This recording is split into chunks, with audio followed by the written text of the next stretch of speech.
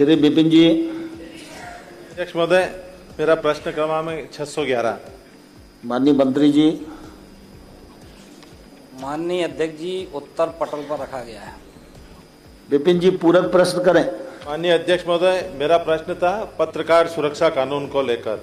माननीय अध्यक्ष महोदय, पत्रकार लोकतंत्र का चौथा स्तंभ होता है। अपनी जान की परवाह किए बिना जनता की आवाज उठाता है, वह निष्पक्ष रिपोर्टिंग करता है। आए दिन हम खबरों में देखते हैं कि पत्रकारों के ऊपर हमले होते हैं, इन्हें जान से मारने की धमकियां दी जाती, कई पत्रकारों की हत्या भी हो गई है। आज के दौर में पत्रकारिता करना कठिन काम है। पत्रकार अपनी जान की परवाह किए बिना खबरों को कवरेज करता है, पक्ष और विपक्ष की कमजोरियों को बताकर समाज और जनता के बीच में संतुलन भी करता है। माननीय मंत्री जी ने बताया है कि 2023 में एक मीटिंग हुई थी पत्रकार सुरक्षा कानून के संबंध में, और अन्य राज्यों के संबंधित कानून बनाने के लिए अन्य राज्यों में लागू कानून के अध्ययन एवं इस क्षेत्र के विशेष सुझाव प्राप्त होने के पश्चात प्रारूप तैयार करेंगे। मैं माननीय मंत्री जी से आपके माध्यम से पूछना चाहता हूं कि यह पत्रकार सुरक्षा कानून कब तक लागू हो जाएगा, और 2023 में जो मीटिंग हुई थी उस के बाद अभी तक क्या इस पर निर्णय हुआ, ये बताने की कृपा करें। माननीय मंत्री जी। माननीय अध्यक्ष जी, मैं आपके माध्यम से माननीय सदस्य को बताना चाहता हूं, जैसा कि हम सब जानते हैं कि मीडिया लोकतंत्र का चौथा स्तंभ है।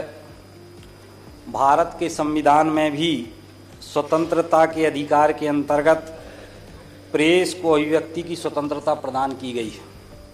इसके साथ ही भारतीय न्याय संहिता की धाराओं में भी सुरक्षात्मक उपबंध किए गए हैं।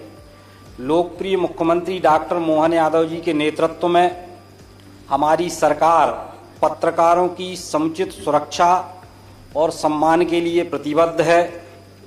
जैसा कि बताया जा चुका है कि इस पत्रकार सुरक्षा संबंधी कानून बनाने के लिए अन्य राज्यों के कानूनों का अध्ययन किया जा रहा है और विषय विशेषज्ञों से सुझाव भी प्राप्त किए जा रहे हैं। इन सब के अध्ययन और परीक्षण के उपरांत सरकार इस संबंध में निर्णय लेगी। और जहां तक पत्रकारों की सुरक्षा और सम्मान की बात है, हमारी सरकार निरंतर पत्रकारों के हित में कल्याणकारी योजनाएं भी चलाने का काम कर रही है। पत्रकारों एवं उनके परिवार के सदस्यों को सामान्य बीमारियों में उपचार के लिए 40,000 तथा गंभीर बीमारियों में उपचार के लिए 1 लाख रुपए की आर्थिक सहायता हमारी सरकार के द्वारा उपलब्ध कराई जाती है।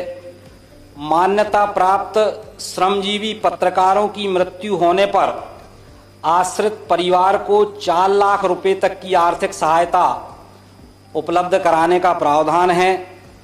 65 वर्ष से अधिक सभी वरिष्ठ पत्रकारों को 4 लाख का निःशुल्क स्वास्थ्य बीमा तथा 10 लाख का दुर्घटना बीमा भी हमारी सरकार द्वारा उपलब्ध कराया जा रहा है।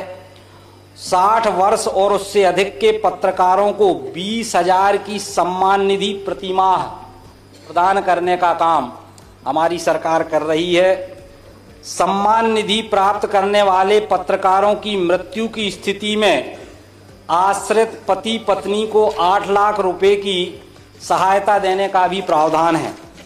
माननीय अध्यक्ष महोदय, मैं आपके माध्यम से सम्मानीय सदस्य को बताना चाहता हूं कि अधिमान्यता प्राप्त पत्रकारों को 30 लाख तक के आवास ऋण पर 5% ब्याज अनुदान 5 वर्ष तक प्रदान करने का प्रावधान है।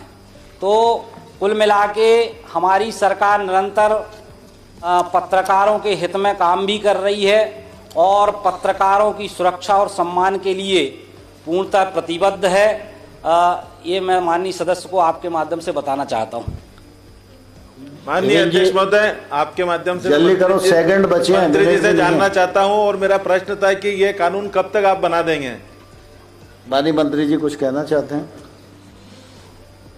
जैसा कि माननीय अध्यक्ष महोदय आपके माध्यम से मैंने बताया है कि हमारी सरकार पत्रकारों के सम्मान और सुरक्षा के लिए पूरी तरह प्रतिबद्ध है।